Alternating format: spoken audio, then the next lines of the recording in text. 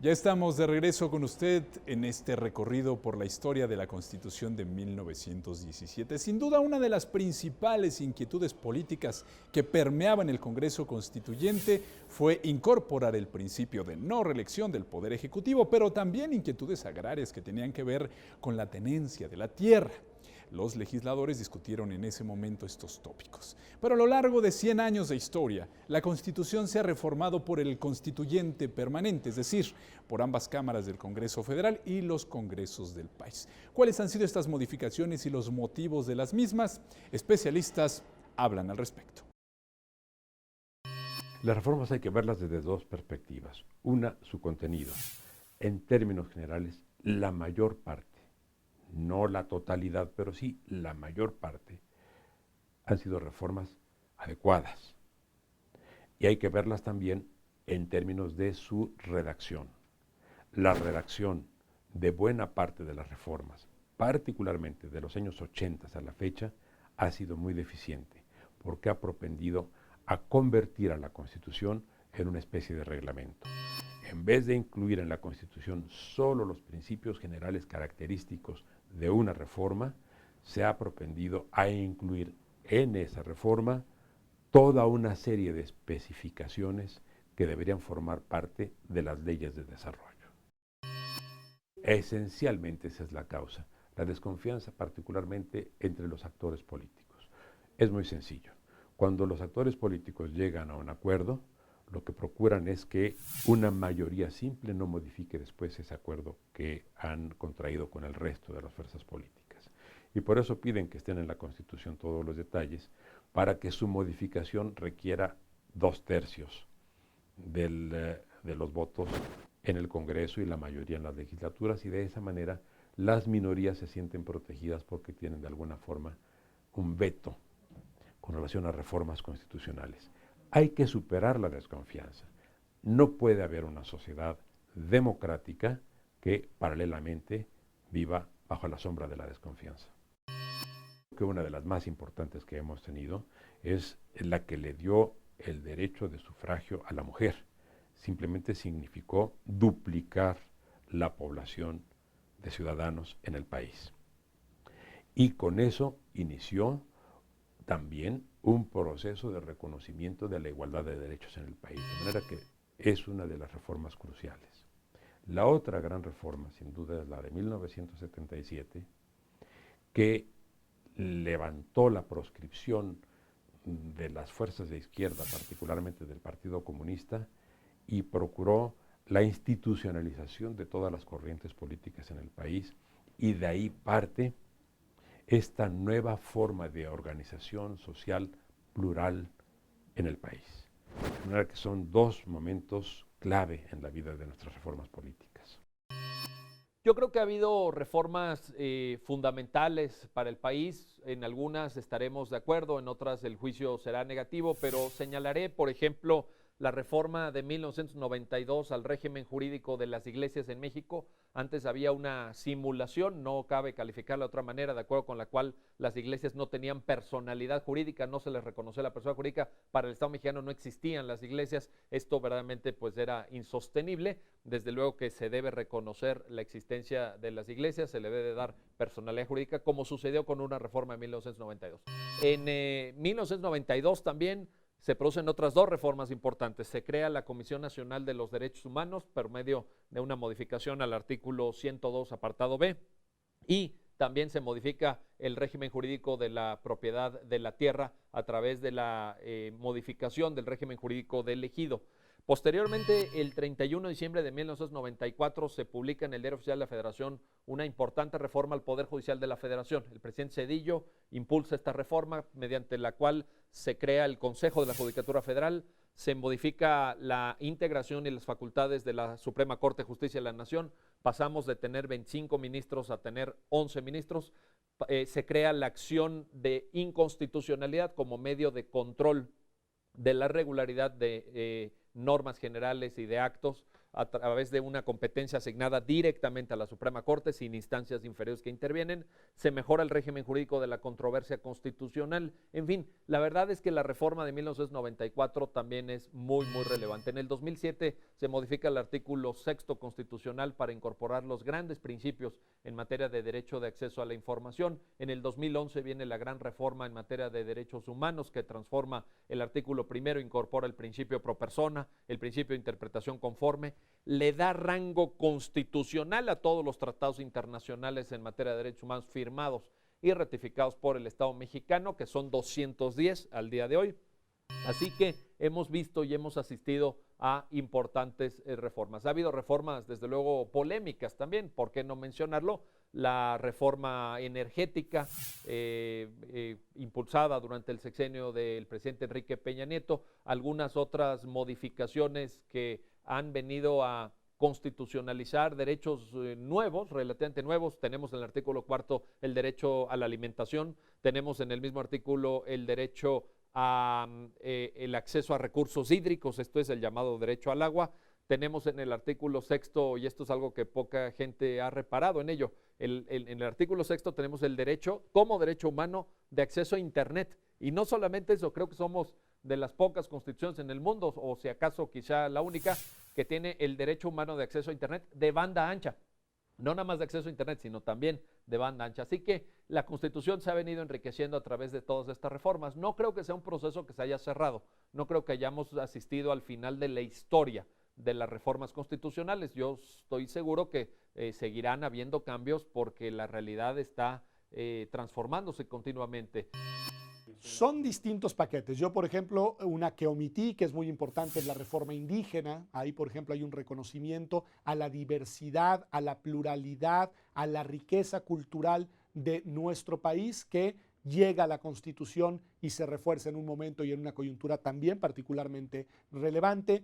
Otra reforma que a mí me parece importante por su valor simbólico, aunque en realidad el principio ya estaba en la Constitución, es la modificación al artículo 40 constitucional para hacer énfasis en el carácter laico de la Constitución mexicana. También es cierto, ya lo mencionábamos, que toda la transición democrática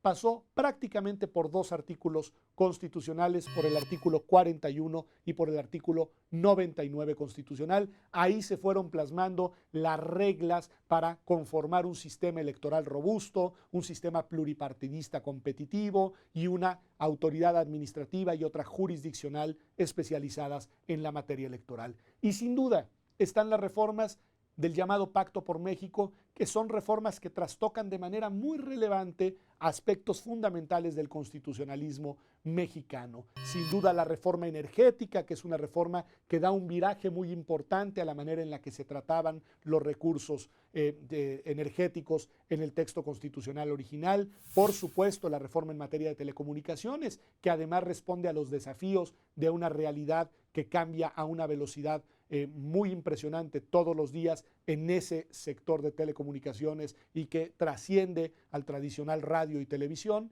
Por supuesto, la materia de competencia económica, que también llega e impacta de manera muy relevante la Constitución con el Pacto por México. Tenemos la reforma en materia educativa, también, digamos, parte del mismo paquete. Es decir, todas estas son reformas que todavía no dan los resultados que esperemos algún día terminen dando, todavía no se desdoblan de manera completa en leyes y en políticas públicas, pero son reformas muy relevantes. Y concluyo con dos, una relativamente, una muy reciente y otra de mitad de la última década, las últimas décadas del siglo XX. Por ejemplo, todo el sistema de garantía no jurisdiccional de los derechos humanos, la Comisión Nacional de los Derechos Humanos y el Sistema Nacional de Garantía de los Derechos, pues también llegó al artículo 102 constitucional como un mecanismo de protección de nuestros derechos. Me viene a la mente también la reforma en materia de transparencia y acceso a la información pública, reforma importantísima en el artículo 6 constitucional. Y la otra, la más reciente, que está apenas empezando a tomar forma y que puede y espero que transforme las prácticas de corrupción en el país, que es la reforma en materia del Sistema Nacional Anticorrupción. Todos estos son ejemplos, no son los únicos, de reformas muy relevantes con las cuales la Constitución se ha transformado para enfrentar desafíos y retos que plantea la realidad nacional. La historia de la Constitución Política de 1917 está imbricada, sin duda, a la historia del recinto en donde fue jurada y discutida. Me refiero al Teatro de Iturbide, que hoy conocemos como Teatro de la República. Hace exactamente 100 años, el 1 de diciembre de 1916, el Teatro de la República en el estado de Querétaro albergó el sueño de miles de mexicanos. La conclusión de la gesta revolucionaria en un producto legislativo que validó las demandas de aquella época, la Constitución de 1917. México ha cambiado desde aquel 1 de diciembre en que iniciaron los trabajos del Constituyente de 1917. Un siglo después, el Senado de la República ha firmado el contrato promesa de compraventa de este legendario Teatro de la República que pertenecía, hasta entonces, a la Fundación Josefa Vergara, como lo cuenta el presidente de la mesa directiva, Pablo Escudero. Que no era dueño ni del gobierno, ni de la federación, ni del Estado mexicano, que era de una fundación noble. Y entonces ahí fue cuando decidimos, con la mesa directiva del Senado de la República, con mis compañeros vicepresidentes del PRI, del PAN, del PRD, del PT y del Verde, pues hacer un esfuerzo por contactar a la Fundación y por ver las posibilidades reales para poder adquirir justamente este bien inmueble que tiene tanta historia. En sesión del pasado 29 de noviembre, el Pleno del Senado avaló el acuerdo por el que la Cámara Alta adquiere el inmueble, valuado en 100 millones de pesos. En la ciudad de Querétaro firmaron el documento el senador Pablo Escudero Morales, presidente de la mesa directiva del Senado de la República, y Jaime García Olivares, presidente de la Fundación Josefa Vergara.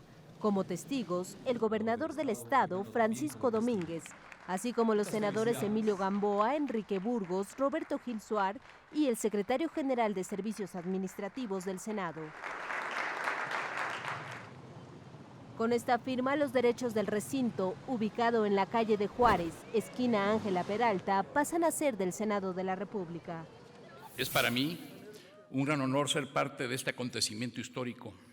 El día de hoy se firma el compromiso para que el Teatro de la República pase a ser de todos los mexicanos. ¿Quién se iba a imaginar que en una construcción que un día se concibió para almacenar granos, fuera testigo de todos los hechos históricos que ha presenciado? Fue el gobernador del estado de Querétaro, Francisco Domínguez, quien recordó que en el Teatro de la República inició el Pacto Federal, alta tribuna para lograr los acuerdos de la máxima ley que hoy día nos rige. En estas paredes resonaron con mucha fuerza las voces de los constituyentes de 1917, determinadas para plasmar en ley el derecho a la tierra, la justicia, la libertad y la igualdad para todos los hijos de México. Aún se puede escuchar sus poderosos acentos vendidos de todos los rincones del país al abrir las páginas de nuestra Carta Magna. Hoy sus nombres tapizan con letras doradas este ilustre foro republicano. El senador Pablo Escudero, por acuerdo previo de la Cámara Alta, fungió como representante jurídico para consolidar esta compra. Y a nadie escapa que aquí justamente donde estamos en este momento, pues fue el escenario de la promulgación de la Constitución mexicana el 5 de febrero de 1917. Fue aquí también donde por primera ocasión oficialmente estuvo en una también sesión, se tocó el himno nacional el 15 de septiembre de 1854. El denominado Teatro de la República ha sido sede de importantes acontecimientos históricos para la vida institucional de México. El 15 de septiembre de 1854, ahí se entonó por primera vez el himno nacional. En 1867 se reunió el Consejo de Guerra que sentenció al archiduque de Austria, Maximiliano de Habsburgo. En 1917 se promulgó la Constitución Política de los Estados Unidos Mexicanos y en 1933 se dio a conocer ahí el primer plan para un periodo presidencial de 6 años que inició con Lázaro Cárdenas. Será en este recinto que el próximo 5 de febrero el Congreso conmemorará el centenario de la promulgación de la Constitución de 1917. El Teatro de la República fue inaugurado en 1852 con el nombre del Teatro de Iturbide. El 15 de septiembre de 1854 se entonó por primera vez el himno nacional mexicano en este recinto. El 5 de febrero de 1917 se promulgó la Constitución Política de los Estados Unidos Mexicanos. El 5 de febrero de 1922, con el acuerdo de los ciudadanos, se sustituyó el nombre de Teatro de Iturbide por el Teatro de la República. Fue en este recinto, en el Teatro de la República, cuando en 1933 se dio a conocer el primer plan sexenal de gobierno. Estaba en la presidencia de la República el general Lázaro Cárdenas. Y fue el 29 de noviembre del año 2016 cuando el Pleno del Senado avaló un acuerdo para adquirir el inmueble del Teatro de la República, ubicado en la ciudad de Querétaro. El Teatro de la República es sin duda un orgullo para las personas que viven en esta localidad. Teatro de Iturbide, en donde fue promulgada la Constitución Política de 1917. Vamos a conocer más de su historia. Era el 1 de diciembre de 1916, cuando representantes de todos los estados del país que integraban el Constituyente 1916-1917 comenzaron el análisis y proceso de aprobación del proyecto de una nueva Constitución que les entregó el entonces presidente Venustiano Carranza.